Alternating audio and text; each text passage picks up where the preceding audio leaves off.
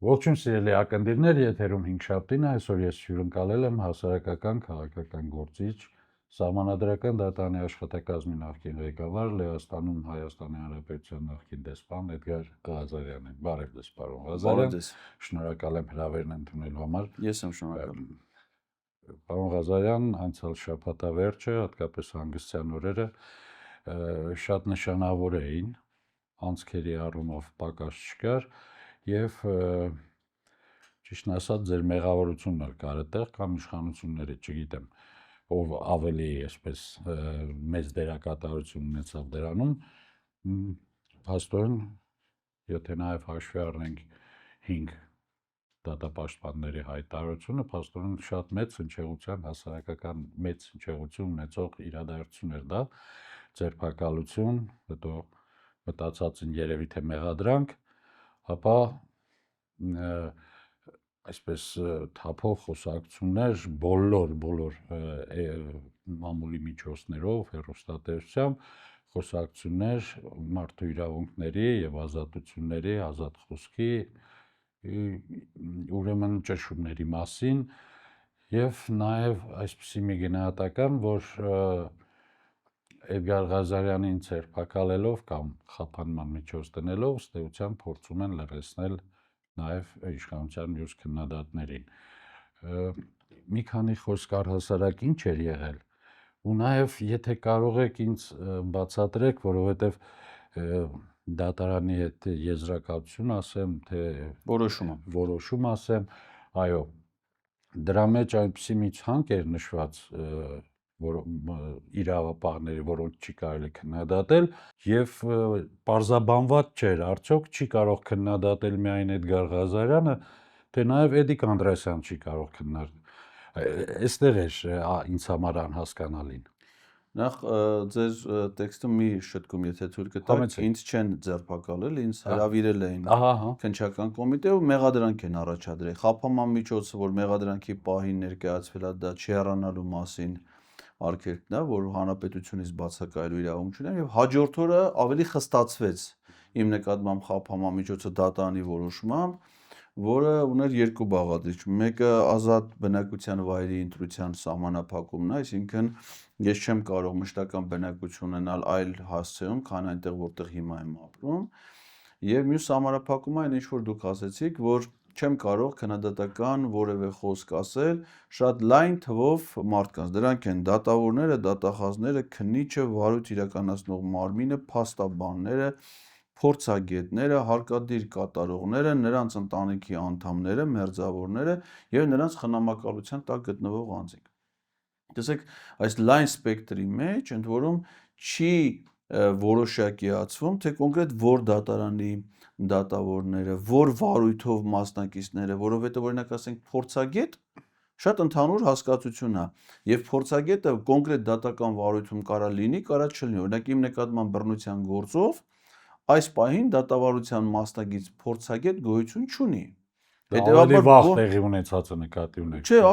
այսինքն իրենց որոշման մեջ հստակություն չկա, թե դա մարդկանց որ սպեկտրին է վերաբերում։ Ավելին ասեմ ձեզ, պաշտպանական կողմը մեր փաստաբաններից, պաշտպաններից Վարազդատ Հարությունյանը շատ որոշակի հարց տվեց քննիչին դատարանի ժամանակ։ Այս պահին Բաքվի դատարանում ընթանում է Արցախի ռազմաքաղաքական ղեկավարության եւ մեր այլ ռազմագերիների դատավարությունները։ Էդգար Ղազարյանը ունի ազատություն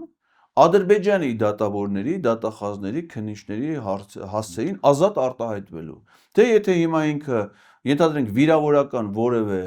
արտահայտություն անի Ռուբեն Վարդանյանին դատող դատավորի հասցեին, արդյոք դրա նկատմամբ խստացվի պատժամիջոցը։ Եվ մեզ չի հստակեցում, չեն ասում, որ սա վերաբերում է միայն Հայաստանի դատարաններին։ Այսինքն ստացվում է, որ եթե ես հիմա ըստ քննիչի մեկնաբանության, եթե ես հիմա սուր քննադատական խոսք հնչեցնեմ Ռուբեն Վարդանյանին դատող ադրբեջանցի դատավորի հասցեին, Հայաստանում ինձ կարող է դրա համար տանեն կալանքի։ Ըստ էության տենց է ստացվում։ Դրա համար ես հիմա միջնորդություն եմ արել այդ քննիչին եւ պրոբացիայի ծառայությունից գրություն եմ պատասխան եմ խնդրել, ասում խնդրում եմ տվեք այդ դեպքում բոլորի ցանկը։ Ես ինչ իմանամ, հիմա օրինակ դուք որևէ փաստաբանի կամ որևէ քննիչի հետ ազգակցական կապ ունեք, թե չունեք, որպեսզի ես իմ որոշումը, իմ բաժին որոշումը կարողանամ իրագործել։ Ընդ որում ուզել եմ ոչ միայն Հայաստանի եւ Ադրբեջանի, այլև ՄԱԿ-ի անդամ հանդիսացող բոլոր պետությունների, դատավորների, դատախազների, քննիչների, փաստաբանների, փորձագետների ցանկը։ Ընդ որում այդ ցանկը բարձր դինամիկա չէ, այսինքն եթե որևէ քննիչ պաշտոնից ազատվեց, իսկ պիտի տեղեկացնեն դրա մասին։ Որևէ դատախազի ընդունեցին աշխատանքից, պիտի տեղեկացնեն դրա մասին, որ ես իմանամ։ Ու նրան նոր տվյալները։ Տեսեք, զավեշտալի է, ինձ համար էլ է այս ամեն ինչը բան։ Եվ հետո առավել եւս, երբ որ խոսում ենք մարդու իրավունքի սահմանափակման մասին, այդ իրավունքի սահմանափակումը շատ որոշակի պետք է լինի։ Նաեւ խոսքի իմաստով, օրինակ պաշտպանական կողմը իմ հարգարժան պաշտպանները տենց էլ չստացան հարցի պատասխանը եւ ես էլ չստացա։ Լավ, սրանք լայն մեծ թվով սուբյեկտներ են, ովքեր վերցված են պաշտպանության տակ քննադատական խոսքի։ Իսկ ինչ տիպի քննադատական խոսքին է դա վերաբերում։ Ասենք օրինակ ես հիմա իմ նկատմամբ բռնության գործով հանդիսանում եմ որպես տուժող։ Եվ այդ գործում եղել է պաշտպան, որը դատարանի նիստերի դահլիճում հայհոյել է ինձ եւ հարուցվել է քրեական վարույթ։ Եվ հիմա այդ փաստաբանների պալատում նույնպես հարուցվել է վարույթ։ Հիմա ես այդ գործի շրջանակներում որևէ տեսակետ չեմ կարող ասեմ, այսինքն այն մարդը, որ ինձ հայհոյել է, ես նկարային հայհոյ ես չեմ կարող պաշտպանվել փաստորեն որևէ խոսք, որևէ չեմ ասում պատասխան հայհոյանքով։ Որևէ ձևով ես չեմ կարող ինձ դրսևորել, այդ սահմանափակումը ո՞նց է դա վերաբերել։ Այսինքն այդ ուղղությունն էլ չի հստակեցվել։ Ինչ չեմ կարող ասեմ, ինչի չեմ կարող ասեմ եւ այլն։ Էլ չասեմ դրանից, որ ներկայացված մեղադրանքը, որ ինձ ներկայացվել է, ես բացարձակը չեմ ընդունել։ Իսկ ես չեմ ընդունում, որ ես որևէ ենթադրյալ հանցագործություն եմ կատարել եւ մեղադրյալի կարգավիճակը ինձ կարող վերաբերելի լինի։ Եվ բնականաբար մենք բողոքարկելու ենք այդ որոշումը ինձ մեղադրանք առաջադրելու։ Ընդ որում քննադատությունը, որ ուղղված է եւ մամուլն է դրա մասին շատ գրում, սահմանադրական դատարանի որոշմանը, հատկապես Հայաստան-Ադրբեջան սահմանային հանձնաժողովների կանոնակարգի վավերացման մասով։ Այդ որոշումից հետո սահմանադրական անձնավորված չի դա։ Չէ, դա որոշման բովանդակության առնչվող քննադատություն է եւ իմ կարծիքով շատ հիմնավոր, այն ինչ որ ես ասել եմ եւ ես պատրաստ եմ իմ հիմնավորումները ներկայացնելու, ես մերկապարանոց կարծիքներ, տեսակետներ երբեք չեմ արտահայտում եւ ես շատ լավ գիտեմ իմ խոսքի արժեքը, առավել եւս հանրության ուղղված խոսքի արժեքը եւ հիմա սահմանափակ եմ, կաշկանդված եմ կրկնելու այն արտահայտությունները, որոնք ես արել եմ, բայց դրանք հրապարակային են, այսինքն գոյություն ունեն այդ տեսակետները։ Եվ ես ասում եմ, որ դա ես պատրաստ եմ հիմնավորել իմ խոսքը, հետեւաբար հարց առաջանում, եթե ես ինչ-որ մի բան եմ ասել, ինչի իմ խոսքը, հայտարարությունը չի ընդունվել հաղորդում հանցագործության մասին, այլ ընդունվել է որպես վիրավորան կամ նվաստացնող արտահայտություն այլոց հասցեին, որովհետև դա կարող նաև այդպես ընկալվեր։ Եվ օրինակ պաշտպաններն շատ լավ ներկայացնում են, իսկ ինչու միայն Էդգար Ղազարյանը, եթե ասենք 2019 թվականին Սահմանադրական դատարանի նախագահ Հրայր Թովմասյանի, Սահմանադրական դատարանի դատավորների, Սահմանադրական դատարանի որպես մարմնի հասցեին, Նիկոլ Փաշինյանը, բազմաթիվ այլ գործիչներ, իմ քայլը խմբակցության այն ժամանակվա պատգամավորներ, հանդես են եկել վիրավորական արտահայտություններով, օրինակ նրանք ինչի որևէ կերպ պատասխանատվության չեն ենթարկվել, նրանց խոսքի սահմանափակումներ չի կիրառվել։ Ես հիմա այդ հարցին եմ ուզում անդրադառնալ, որովհետև ինքս էլ լրագրող լինելով մեկ անգամ չէ որ հայտնվել եմ նման իրավիճակի մեջ եւ ասենք դատարանի առաջ ուղղակի փորձել եմ հասկանալ դատարանի հետ միասին, հարգելի դատարանի հետ միասին փորձել ենք հասկանալ թե որտեղով է անցնում այդ վիրավորանքի շեմը։ Հիմա ի վերջո ես վաղը շարունակելու եմ իմ գործունեությունը, իմանամ որտեղ է այդ շեմը։ Այդ մասին էլ գաղափար չկա իշխանությունների մոտ։ Եվ ասենք շատ ներողություն, եւ օրինակ հենց իրենց բառերով, եթե իրենց հակադարձես, բառերը շատ են, չէ՞, բռնելու ենք շինենք, պետք է լինի ուրիշ բան թափ կտամ, ականջ կկտրեմ, չգիտեմ, ես լեզուն կտրեմ, դա այն ժողոված։ Հիմա եթե ազգային ժողով պատգամավորին ասեմ, լսի ականջներդ կկտրեմ, մյուս անգամ այդպիսի ելույթ չունենաս, ենթադրենք։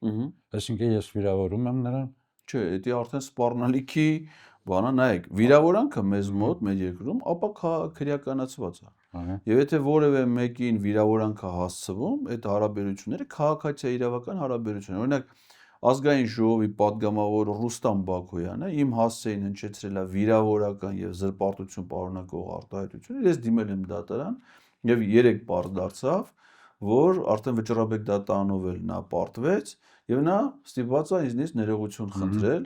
վիրավորան պարունակող արտահայտությունների համար եւ վճարել գումար որպես փոխհատուցում դատարանի որոշմամբ։ Այսինքն, եթե որևէ մեկը զգում է, որ իր հասցեին այլ անձ հասցրել է վիրավորանք, նա կարող է քաղաքացիական հայցով դիմի, թե ինչքանով է հիմնավոր հայց եւ դա այլ հարց է։ Բայց քրեական պատասխանատվության ենթարկել։ Այդ ձեր դեպքում ով էր դիմել։ Ես հիմա չեմ կարող դասել նախաքննական գաղտնիքի պայմանը պահելով, բայց կարծում եմ, որ շատ պարզ է, թե որտեղից կարա լինի։ Իդեպ ասեմ, որ 2024 թվականի հոկտեմբերի 18-ին, այսինքն ՍԴ-ի որոշումից հետո, Սահմանադրական դատարանի կայքում մինչև օրս կա մի հայտարարություն վերնագրով տեքստ, որը ստորագրված չի։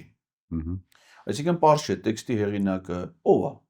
ՍԴ դատավորներն են, կոնկրետ մի դատավոր է, մի քանի դատավորներ են, աշխատակազմն է, ՍԴ նախագահն է, մամուլիկ խոսնակն է, ով է։ Չստորագրված տեքստ ՍԴ կայքում, որը իր մեջ գնահատականներ է տալի ՍԴ-ի որոշման քննադատությանը, դա ապարելով ապօրինի որոշ դեպքերում, այսինքն իրավական գնահատականներ է տալու, մի բան օրինական է թե ապօրինի, այդ կարող որոշի այլ ատյանի դատարան, այլ ոչ թե Սահմանադրական դատարան։ Եվ սպառնալիք կա այնտեղ, որ եթե այդպես շարունակվեց, հրավիրում ենք, բառացի չեմ ցիտում, գաղափարն եմ ասում, հրավիրում ենք ԶԼՄ-ների ուշադրությունը, եթե այդպես շարունակվեց, դրան կտրվի իրավական գնահատական։ Այսինքն, այս կարգի սպառնալիք, որ չի կարելի քննադատական խոսք հնչեցնել։ Այն դեպքում, երբ որ ՍԴ դատավորներ այդ որոշումից հետո իրենք են հրապարակային խոսքով հանդես եկել եւ փորձել են պարզաբանել իրենց կայացրած որոշումը։ Դրանց թվում է եղել օրինակ ՍԴ դատավոր Վահե Գրիգորյանը, որը հարցազրույց է տվել հանրային հեռուստաընկերությանը Պետրոս Ղազարյանին, Արման Դիլանյանը դատավոր, ով որ հարցազրույց է տվել Factor TV-ին, Էդգար Շաթիրյանը գործող զեկուցող դատավոր, որը հարցազրույց է տվել, եթե չեմ սխալվում, Իրավաբան նետին։ Այսինքն իրենք դատավորները կարող են հրապարակային խոսքով պաշտպանել իրենց որոշումը, բայց քրեական օրենսգրքով փորձում են պաշտպանել իրենց որոշման դեմ խոսքը, քննադատական խոսքը եւ փաստորեն փաստ, որը արդեն կա վարույթ եւ կա մեղադրյալ այդ քննադատական խոսքը հնչեցնելով։ Եվ դա ինձ համար ամբողջությամբ անընդունելի է, անընդունելի են դրա հետ կապված այլ որոշումներ, այսինքն իմ նկատմամբ այդ սահմանափակումներ, մենք բողոքարկելու ենք եւ դատարանի որոշումը, եւ քննիչի կողմից կայացված որոշումը, եւ դատախազի կողմից կայացված որոշումները։ Ես ինձ համարում եմ անմեղ անձ եւ կարծում եմ, որ քրեական օրենսգրքի այն հոդվածը, որը վերաբերում է ակնհայտ անմեղ մարդուն քրեական հետապնդումների ենթարկելը, վերաբերելի է նաեւ այս դեպքի։ Հիմա սա ամբողջը մենք խոսեցինք սա մասին, ամբողջը ներկայացրեցինք, ինչից են առաջանում այսպիսի անհասկանալի, այսպիսի ուրեմն բողոքարկելի, այսպիսի անընդունելի որոշումները, ինչի արդյունք են։ Արդյոք դա չի գալիս այնտեղից, որ օրվա իշխանությունները ըստ էության բաց են թողել ղեկը, բաց են թողել պետության կառավարման ղեկը, արդարադատության ղեկը, բաց են թողել, չգիտեմ, բոլոր ոլորտները, իրավապահների ղեկը կամ ծառայեցնում են իրենց։ Արդյոք սա այս ամեն ինչը բարձի թողության հենց հետևանքը չէ։ Այո, ես ճաքեր են, բոլոր ուղղություններով ճաքեր են գնում, միայն իրավապահ համակարգչի կամ դատարանները չեն։ Այո, ես համաձայն եմ, պետությունը փաստացի չի կառավարվում եւ պետական կառավարման շատ մարմիններ, ես նկատի չունեմ դատարաններին, դատախազներին, քննչական մարմիններին, այլ պետական իշխանության շատ մարմիններ խափանել են իրենց ֆունկցիոնալ գործունեությունը։ Ակնհայտ են մի մարմնի գործունեության ոչ օրինաչափ միջամտություններ այլ մարմինների գործունեությանը։ Մենք ունենք փաստ, վարչապետը ընդունել է, որ ինքը մեկ օրում WhatsApp ուրեմն հավելվածի միջոցով հաղորդագրություններ է ուղարկել տարբեր պաշտոնյաների եւ նույն օրը այդ պաշտոնյաները ստացել են այդ հաղորդագրությունը եւ հրաժարականի դիմում։ Ընդ որում նայեք, նրանց մեջ եղել է ազգային ժողովի պատգամավոր։ որը իր մանդատից հրաժարվելու որոշում է կայացրել այդ հաղորդագրությունը ստանալուց։ Այն դեպքում, երբ որ մեր սահմանադրությամբ ճիշտ հակառակը պետք է լինի։ Պարլամենտն է վերահսկում կառավարության գործունեությանը եւ ցանկացած падգամավոր կարող նախաձեռնի վարչապետին անվստահություն հայտնելու գործընթաց։ Դա ասում է սահմանադրական կարգի խախտում։ Վարչապետը падգամավորից է պահանջում առաջնային մանդատի հարց է։ Եվ նա կատարում է այդ որոշումը։ Միաժամանակ կլնում է քաղաքական պաշտոնների, ասենք, երկու նախարարի։ Դա կարա տրամաբանական լինի, վարչապետը կարա կառավարությունում քաղաքական պաշտոն զբաղեցնողի առաջարկի, որ ինքը հրաժարական տա, բայց որևէ պարագայում դա չի կարող անի բարձրագույն դատական խորհրդի նախագահի պարագայում, բայց մենք ունենք փաստ, որ այդ նույն ցանկի մեջ եղել է անկախ սահմանադրական մարմնի ղեկավար եւ նա ներկայացրել է հրաժարականի դեմ եւ ոչ ոք չի երգե, որ դա կապված է նույն գործընթացի, նույն հանգամանքների հետ եւ նման իրողությունը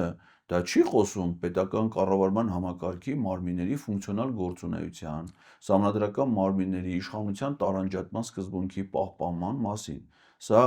վատ երևույթի վկայություն է, որը առաջանում է որ դեպքում, երբ որ տվյալ դեպքում վարչապետը անցել է բացարձակ դիկտատոր կարգավիճակի, նա իրեն վերադասել օրենքից, խախտում է բոլոր հնարավոր օրենքները երկրի անկախության հռչակագրից սկսած մինչև կառավարության գործունեության կազմակերպման վերաբերող հարցեր եւ օրինախախտ այդ գործունեությամբ նա իրագործում է մի քայլեր, գործողություններ, որոնք միտված են ոչ թե կառավարության ծրագրի իրականացմանը, ժողովրդին տված իր խոստումների կատարմանը, այլ շատ ավելի մի վատ բանի, թշնամական օրակարգի սպասարկմանը։ Այսինքն նրա գործողությունները համահունչ են ոչ թե կառավարության գործունեության ծրագրին, այլ Ադրբեջանի նախագահի պահանջներին, Թուրքիայի նախագահի պահանջներին։ Եվ եթե կան մարդիկ, ովքեր դա նկատում են, եւ այդ նկատելուց հետո տրամաբանական կապով տալիս են գնահատականներ, բարձում է ենթարկում են քրեական հետապնդումներ։ Օրինակ, ես չգիտեմ դուք նկատել եք թե չէ, որ Սահմանադրական դատանի այդ հայտնի որոշումը հրապարակվել է 2024 թվականի հոկտեմբերի 24-ին։ Նույն օրը, երբ որ Նյու Յորքում Նիկոլ Փաշինյանը հանդիպել է Ռեջեփ Թայիփ Էրդողանի հետ։ Այդ կապը ինձ համար շատ հետաքրքիր է, որովհետև այդ որոշման մեջ մեկնաբանություն է տրված նաև անկախության հռչակագրին, այնպես հռչակագրի այն դրույթների, որը վերաբերում է հայոց ցեղասպանությանը։ Ընդ որում այնպես, ինչպես որ դա ոչ թե մինչև հիմա համընկել է հայ ժողովրդի պատկերացումներին, Հայաստանի արտաքին քաղաքականության գերակայություններին, Հայաստանի Հանրապետության ազգային անվտանգության ռազմավարությանը, այս սկզբունքորեն այլ տեսակետների, որոնք որ այդ ներկայացվածս փաստաթղթերի հետ ոչ մի ընդհանրություն չունեն։ Հասկանալի։ Իշխանությունները թվում է ուրիշ բան չունեն անելու, քան հեռացումը, պարոն Ղազարյան, ուղղակի հեռանալ է։ Ուղղակի տեսեք, հիմա նոր էլ իմացանք, որ Ադրբեջանը դարձյալ պնդել է Միջանցքի եւ սահմանադրական փոփոխությունների վրա երկու կետի ավելացրել նորից, այսինքն պնդել է այդ երկու կետի վրա խաղաղության այսպես կոչված համաձայնագրի, այսինքն չկա էլ բացատրություն, խաղաղության խաչմերուկը չեղավ։ Եվրոպա գնալը պայմանագիրը չկա, Եվրոպա գնալը չկա։ Չգիտեմ, ինչ ձեռնարկել են, ձախողել են։ Հիմա միակ բանը, որ մնում է անելու, հավանաբար պիտի ուղղակի գլուխը կախ հեռանա այդ մարդը, բայց տեսեք, որ արդեն հրապարակ է բերում նոր գաղափարախոսություն, ինչ-որ իրական Հայաստանի գաղափարախոսություն, որը չգիտես երբ պիտի լինի, այդ խաղաղության խաչմերուկից հետո է դա, չգիտեմ, Եվրոպա գնալուց հետո է դա կամ Եվրոպա գնալուց առաջ երբ է լինելու, այսինքն դա է ինչ մտածածին բան է։ Գաղափարախոսություն եզրույթից բացի հայոց լեզվում կա նաև ցնդաբանություն եզրույթը։ Եվ որպեսզի որևէ տեքստ կարդալուց գնահատես դա գաղափարախոսություն է բովանդակության դե ցնդաբանություն, բովանդակությունը դա հուշում է։ Այն ինչ որ ներկայացրել է Նիկոլ Փաշինյանը իր ուղերձում, դա իր բովանդակության բացարձակ ցնդաբանություն է, որովհետև դա անվանակոչել է իրական Հայաստանի հայեցակարգ, դեպքում հարց առաջանում, բա մեր պետությունը հիմա իրական չի, նոր պիտի հայեցակարգ ձևավորվի, բա որ իրական չի, ինչ պետություն է, ֆանտաստիկ, ասենք ինտերնետ տիրույթում է ինքը, ամպերի մեջ է այդ պետությունը։ Հայաստանի Հանրապետությունը իրական պետություն է, որը ստեղծվել է, հիմնադրվել է 1990 թվականի օգոստոսի 23-ի անկախության մասին հռչակագրով։ այդ հռչակագրում է նշվում այս պետության անվանումը։ Եվ այդ հռչակագիրն ասում է, որ այս պետությունը ստեղծվում է հայկական ԽՍՀ-ի եւ Լեռնային Ղարաբաղի ինքնավար մարզի միավորման արդյունքում։ Եվ այդ պետությունը ստացել է Հայաստանի Հանրապետություն, կրճատ Հայաստան անվանումը, որը միջազգայինորեն ճանաչվել է եւ իր ամբողջ գոյության ընթացքում մինչեւ 2020 թվականը ապահովել է իր տարածքների անվտանգությունը եւ իր ժողովրդի խաղաղ գոյակցությունը, զարգացումը եւ բարեկեցությունը։ Ունենալով բնականաբար ցանկացած պետության, առավել ևս նոր ստեղծված պետության, թշնամական երկրներով շրջափակված պետության մարտահրավերներն ու դժվարությունները։ Եվ եկել է 2018 թվականի ադրբեջանա-թուրքական հեղափոխությամբ մի իշխանություն, որը այդ տարածքները նույնպես համարելով հայկական, հայապատկան տարածքներ, խոսել է դրա զարգացման, դրա անվտանգության ապահովման մասին, իրենք ավելի բարձր, ավելի հայրենասիրական, քան ուրիշներն էին ասում, որտեղ մյուսները ոչ թե խոսում էին, այլ գործով էին դա ապացուցում, բայց հետո տարել է ժողովրդին պատերազմի, այդ պատերազմը ունեցել է ողբերգական հետևանքներ, ինչին զոհ են գնացել մեր ժողովրդի հազարավոր երիտասարդ զավակներ, զոհ են գնացել իրենց ամենաբարձր աստվածային զգացողություններով, մարդկային իրենց հայրենիքը պաշտպանելու համար, իրենց կյանքը զոհաբերելու պատրաստակամությամբ եւ ապացուցել են իրենց երդման, իրենց կոչման հավատարիմ։ Հիմա այս մարդը կանգնում է, նրանց պատերազմի մղած, պատերազմի կոչ արած մարդ ասում է, որ իրենց զոհվելու աշխարհագրական վայրը մեր հայրենիքը չի։ Բայց դեպքում հարց առաջանում, մարդը ինչի է զոհվել այնտեղ, եթե դա մեր հայրենիքը չէր։ Դու երբ իմացար դրա մասին։ Դրա բոլորը քո գիտակցությունը, քո մտքերը դրա հետևանքներն են։ Հետևանքներ մի գործողությունների, որի մեղավորը դու ես։ Հետևաբար նա պիտի պատասխանատվություն կրի դրա համար, ոչ թե նոր ցնդաբանություններով փորձի անհասկանալի դիսկուրս ձևավորել։ Տեսեք, նա փորձեց նախկին նախագահներին հրավիրել այսպես կոչված բանավեճի գոյություն չունեցող թեմայով եւ ի պատիվ նախորդ նախագահներին նրանցից ոչ մեկը նրան շան տեղ չդրեց։ Չնայած որ ինքը իրեն նախընտրական քարոզարշավի ժամանակ գելխեղտ էր հռչակել, բայց պարզվեց, որ նախագահներից ոչ մեկը համաձայն չի, որ ինքը գելխեղտ է եւ կարելի է դրան շան տեղ դնել։ Եվ հիմա նոր քննարկման ձևաչափաբեր է իր ցնդաբանությունները ներկայացնելու։ Հայաստանի վարչապետը դա հանրային ծառայության մասին կներեք ոչ մասնագետների է հրավիրում, ոչ, չգիտեմ, գաղափարախոսությունների, մարդկանց ասում է խմբեր կազմեք, եկեք քննարկենք, այսինքն ինչ ում է դիմում։ 2020 թվականի հոկտեմբերի 21-ին չէր ասում խմբեր կազմեք գնացեք պատերազմ։ Ոչ թե զինվորականներ, պրոֆեսիոնալներ, գործին իմացող, տեղանքին իմացող։ Ամեն ինչ գալիս է շրջանասիրուն բանը գրկվում է։ Երկիրը դրանից է քանդվում եւ ես կարծում եմ, որ մենք ուժ կգտնենք մեր մեջ, մեր հասարակությունը դիմակայելու այս փորձությանը եւ կանխելու այս արհավիրքը։ Շնորհակալ եմ հետաքրքիր զրույցի համար։ Կհանդիպենք սիրելի բարեկամներ։